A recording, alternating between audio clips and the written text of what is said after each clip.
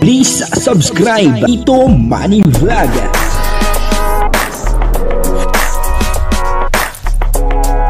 Payagan po si Tito Manny Vlog na mag-reactor para pambiling gamot sa kanya pong karamdaman. Wala man siyang records ng ng awayan.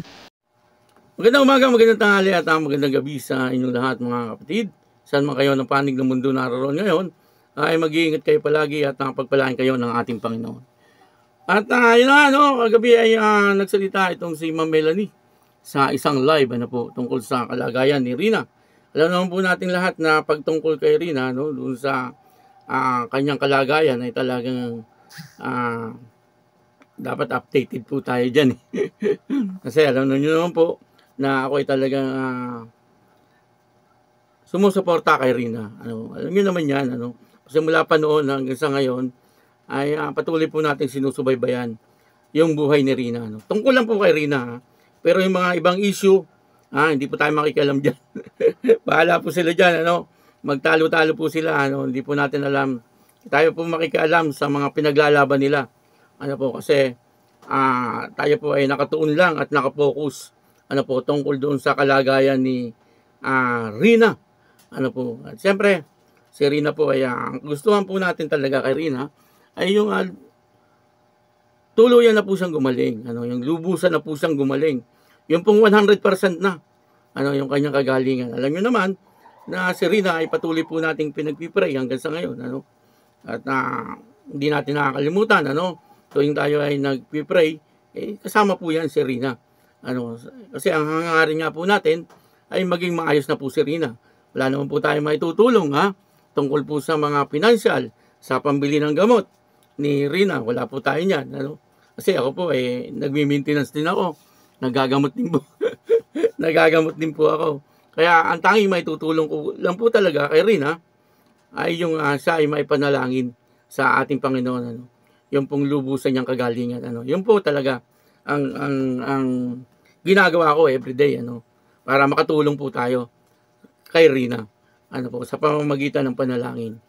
At yun na nga, si Ma'am Melanie ay nagsalita. Pero bago po yan, ako muna po yung magpapasalamat sa inyong lahat sa patuloy na pagtangkilik sa aking YouTube channel at nanonood sa aking mga video reaction. At pakisuportahan na rin po sila Kuya Val Santos Matubang, Kalinga Prab, Ate Edna Vlog, ganun din po si Jack Tapia, at yung mga kasama ko po sa Karepa, ganun din po yung mga Kalinga partner na charity vlogger.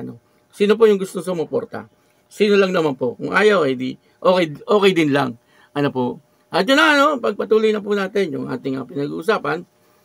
Si Ma'am Melanie ay nagsalita, kagabi. At sabi niya, ay maayos naman daw po si Rina, At ang sabi niya, ay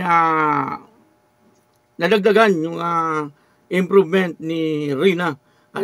Kasi nung kinuha niya nga daw po ito sa Kalingap, ang katotohanan na hindi pa naman po talaga 100% na magaling si Rina. Yun naman po ang totoo.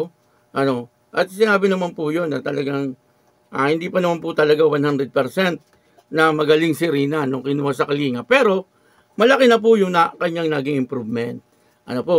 Katulad po nung yung hindi na po niya pagtitrigger.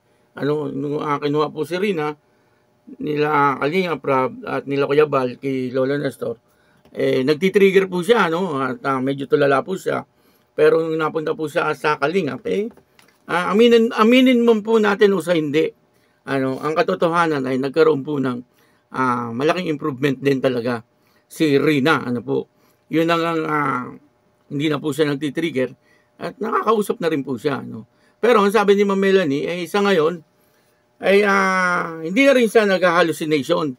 Ibig sabihin ay nagiging okay na po talaga ito si Rina. Magandang balita po yun para sa ating lahat na nag-aabang kay Rina. Ibig sabihin ay patuloy na gumagaling itong si Rina doon sa poder ni Ma'am Melanie. At maganda po yun. Ako naman po yung naniniwala kay Ma'am Melanie. Kasi po siya po ang ina ni Rina at walang ina na ipapahamak yung kanyang sariling anak. Siguro meron man pero bibihira.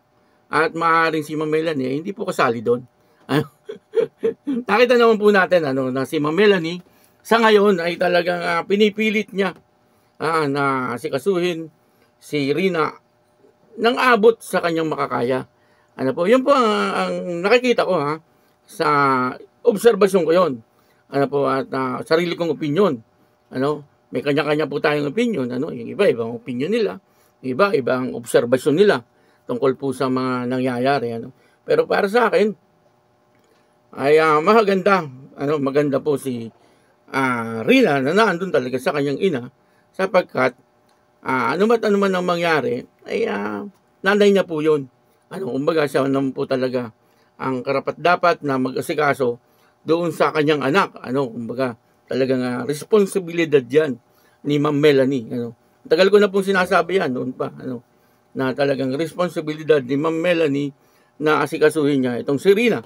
At sa ngayon naman, yun na, sabi niya, ayon po sa kanya mismo nang galing, ay maayos naman po daw po si Rina. At gumagaling na po ito, itong si Rina. Hindi pa po siya talagang 100% na magaling. Kumbaga, ay lalong nag-i-improve po ang kanyang kalagayan. Ibig sabihin, ay patungo na siya doon. Sa kagalingan. Yan po ay ayon kay Ma'am Melanie. At siguro, hindi naman po magsisinungaling si Ma'am Melanie tungkol po doon sa kanyang sariling anak. Siyempre, kapag nagsinungaling po siya tungkol doon po sa kanyang sariling anak, ay hindi po maganda yon. Dapat yung katotohanan talaga ang mailabas dito. Kasi marami po nag-aabang sa kagalingan ni Rina. May mga kanya-kanya lang na pamamaraan ng pag-aabang. Alam na po natin yan kung ano po yung ibig kong sabihin. Pero tayo, siyempre, doon lang po tayo sa maganda. Wala tayong sasabihin na hindi maayos. Kasi ang gusto po natin talaga, yung 100%. At maaaring hindi lang po ako ang talagang may gusto niyan. Siyempre, lahat po tayo, ang gusto po natin ay gumaling si Rina. Yung talagang magaling na. Sa ganun, ay matupad na niya yung kanyang mga pangarap. At matuloy na yung kanyang pag-aaral. At yun na nga, maaaring inuna muna yung pagpapagamot kay Rina. Ngayon, pagka magaling na po si Rina, at pwede na po siyang pumasok talaga sa school, yun na, tuloy-tuloy na. Kaya sama-sama lang po tayo sa pananalangin, para sa kagalingan ni Rina, lubusang kagalingan ni Rina. Nasa ganun ay maging tuloy-tuloy na yung kanyang buhay. Yung kanyang mga pangarap ni Rina ay dati pulis, ngayon ay engineer. Hindi ko na po alam.